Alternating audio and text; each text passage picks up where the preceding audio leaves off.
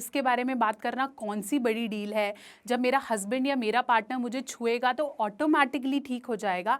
But इसमें कोई हौ की बात नहीं है, हर कोई इसे करता है और ये गलत नहीं है, इससे आपको प्रॉब्लम्स नहीं हो सकती हैं। अगर मैं शादी से पहले कर लिया तो हौ मेरे हस्बैंड को पता चल जाएगा। ऐसी कोई शादी हो भी सकती है जिसके अंदर सेक्स हो ना, होता है।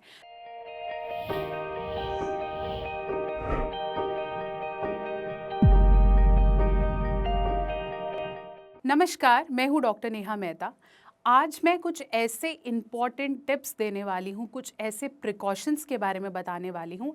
अगर आप सेक्सुअली एक्टिव हैं, आपकी मैरिज हो गई है उससे पहले, तो कुछ ऐसी चीज़ें जो हमें पता होनी चाहिए। ये वो चीज़ें नहीं हैं जो आपको सिर्फ बचाव देंगी, कुछ ऐसा ज्ञान जो आपको आपके शरीर के सुख और आपकी आवाज़, आपको पता होना चाहिए मुझे कब आवाज़ उठानी है, ताकि सेक्स को, एक ऐसे प्लेजर को मैं भी इंजॉय कर पाऊँ, ताकि मेरा शरीर किसी भी तरीके की आगे प्रॉब्लम से ग्रसित ना हो। सबसे पहला पॉइंट है जो आपको समझना है वो है प्लेजर। जैसे एक इंसान की बॉडी में कुछ ऐसे अंग होते हैं जहाँ उसे छूना बहुत ज़्यादा पसंद होता है, और अगर आपको लगता है कि इसके बारे में बात करना ये तो ऑटोमेटिक होता है, इसके बारे में बात करना कौन सी बड़ी डील है, जब मेरा हस्बैंड या मेरा पार्टनर मुझे छुएगा तो ऑटोमेटिकली ठीक हो जाएगा। बट यहाँ पर पॉइंट आता है खुद के शरीर को जानने का। ऐसा नहीं है कि सिर्फ पुरुष मास्टरबेट करते हैं, फीमेल्स भी पसंद करती हैं सोलो सेक्स या फिर मास्टरबेशन या हस्तमैथुन करना, और इसमें कोई हौ की बात नहीं है, हर कोई इसे करता है और ये गलत नहीं है, इससे आपको प्रॉब्लम्स नहीं हो सकती हैं। ये एक तरीका है खुद के रिप्रोडक्टिव ट्रैक को, खुद के जननांगों को जानना शादी से पहले।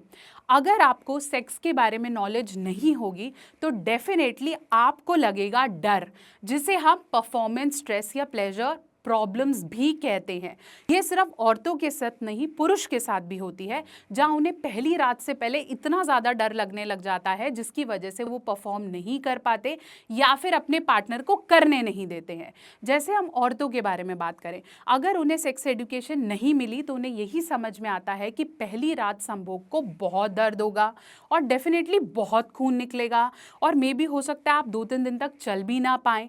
ऐसा 90% केसेस में नहीं होता है।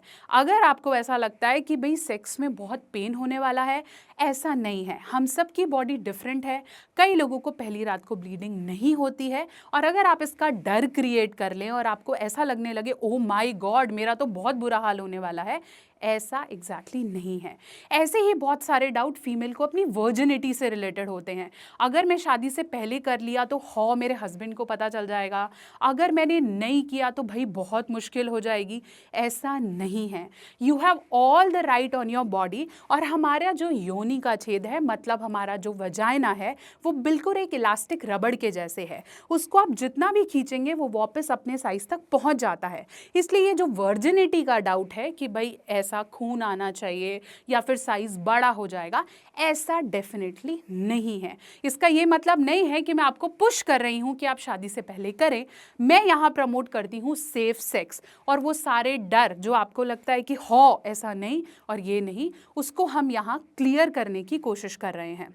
दूसरी जो चीज़ आप लोगों को जाननी ज़रूरी है वो है अपने प्लेजर पॉइंट्स। हम सबकी बॉडी में कुछ ऐसे पॉइंट्स हैं जहाँ पे हमें टच करना हमें रिलैक्स करता है।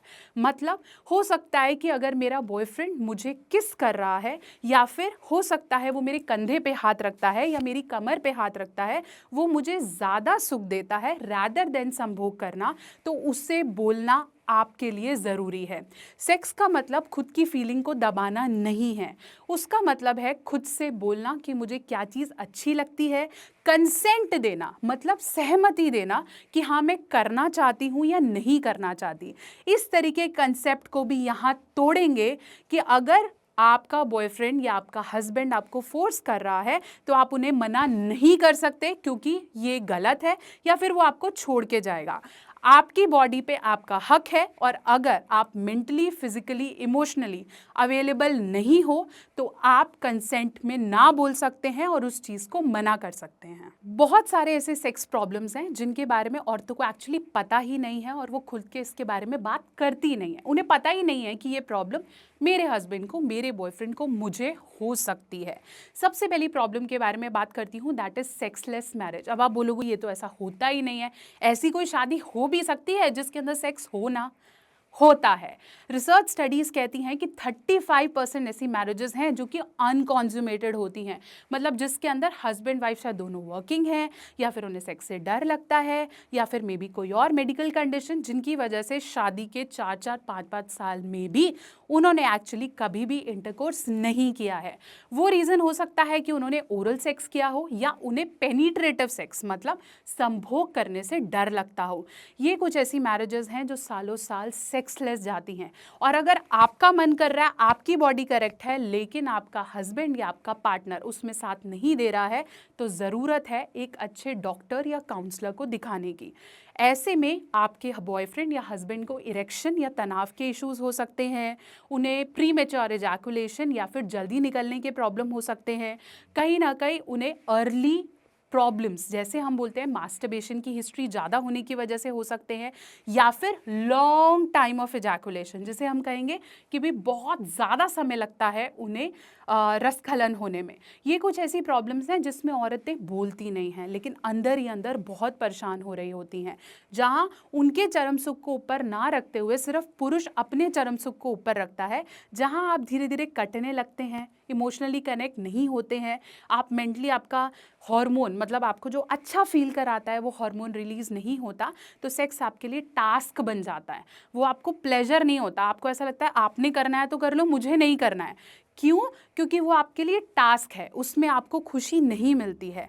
और ये जानना आपको इसलिए ज़रूरी है, और मैं इसके बारे में क्यों बात कर रही हूँ, ताकि औरतें भी समझें कि सेक्स पर उनके हस्बैंड का जितना हक है उतना आपका भी है। आप मुझे कमेंट सेक्शन में ज़रूर बताएंगे कोई ऐसी बात या कोई ऐसी फीलिंग जो आपको लगा हाँ डॉक्टर नेहा ने ये टच किया, या मैं खुद भी फील करती हूँ, उसे कमेंट सेक्शन में लिखें ताकि हमें समझ में आए कि आप लोग कॉन्फिडेंट हैं इसके बारे में बात करने के लिए। हो सकता है आपके कुछ ऐसे डाउट्स हों या ऐसा कोई टॉपिक हो जो आपको लगे कि डॉक्टर नेहा ने कवर नहीं किया है, चाहे वो आपकी फैंटेसी से रिलेटेड हो सकता है, चाहे वो आपके दिमाग में कोई इमेजिनेशन हो सकती है, पर्सनल कोई प्रॉब्लम हो सकती है, तो ये यहाँ तक सीमित नहीं है। आप मुझे कनेक्ट कर सकते हैं मेरे YouTube channel doctor Neha official, या फिर लवोलॉजी सीखो। बहुत से ऐसे वीडियोज़ हैं, टॉपिक्स हैं जिनके बारे में शायद मैं एक वीडियो में कवर नहीं कर पाई हूँ, तो आप लिखें, मुझे बताएं, पर्सनली भी मेल कर सकते हैं ताकि और वीडियोज़ आप तक पहुँचें।